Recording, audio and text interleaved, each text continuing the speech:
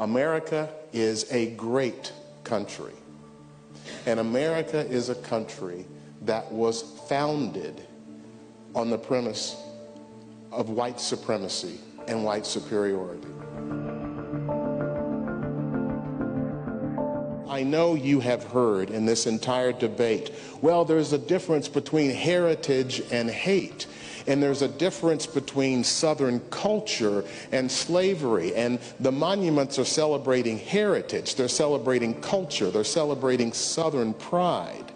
And people have understood these code words for a long time.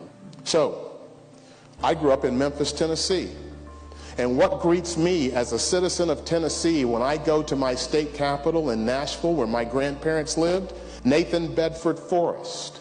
Well, he made a fortune in Memphis as a slave trader, and he was the original Grand Wizard of the KKK.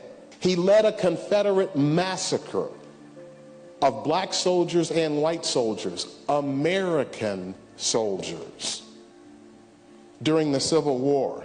And this monument wasn't put up in 1865 or 1866 with people saying he's such a hero, we have to recognize him. This monument was built in 1970, 2 years after Martin Luther King was shot in the neck just down the road from Nashville, Tennessee.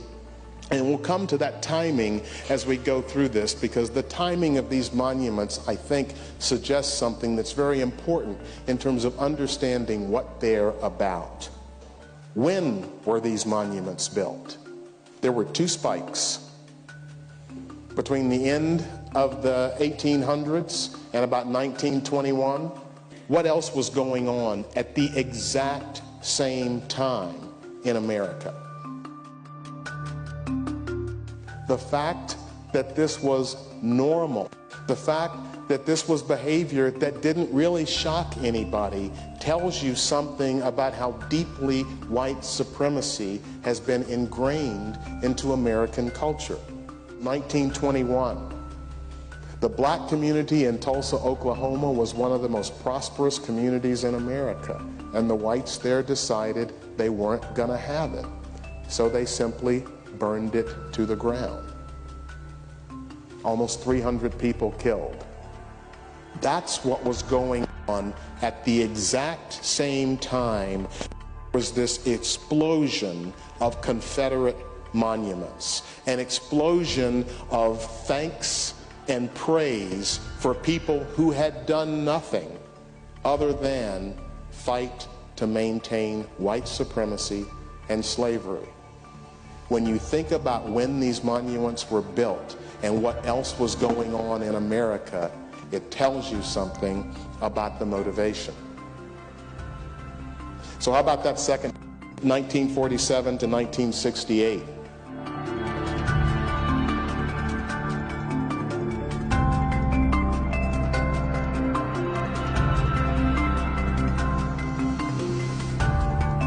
One thing that people forget about our history is that Reconstruction after the Civil War was actually working. There were over 2,000 black elected officials in America. Businesses that blacks were starting to take hold. And in 1877, I think it was Grover, I can't remember the president, but he got elected and basically said, I'm withdrawing the troops. In 1876, there were 125,000 black registered voters in Louisiana. In 1878, that number dropped to 5,000. And if you're wondering about the flag, it had essentially been dead and buried until 1948, when Strom Thurmond brought it back with the Dixiecrat Party. And once again, they are telling us as clearly as they can what they are about and why they're waving that flag. The party's purpose was clear: we stand for segregation of the races. This is from the editor of the Augusta, Georgia Courier in 1951.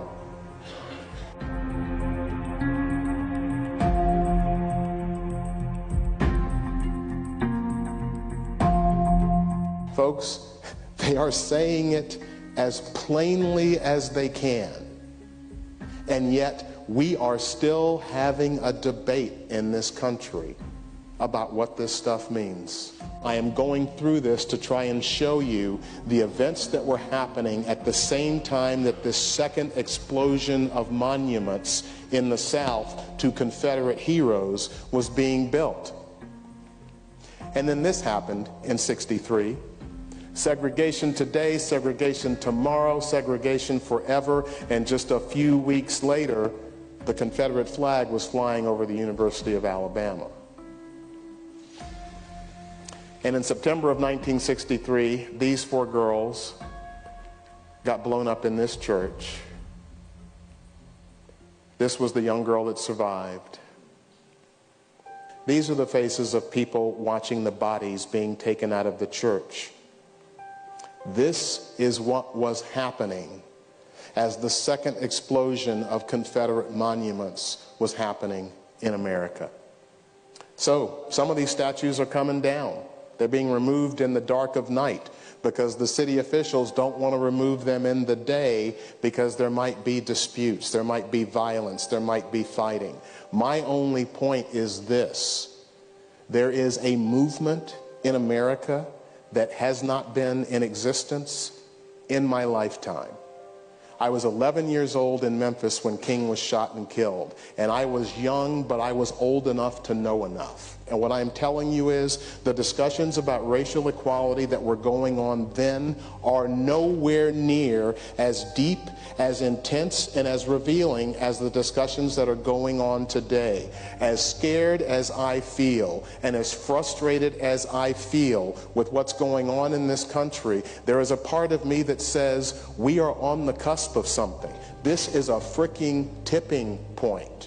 And it is going to go one way or the other. Taking down these monuments will not cure the problem, but it is at least an indication that we are ready to deal with the truth.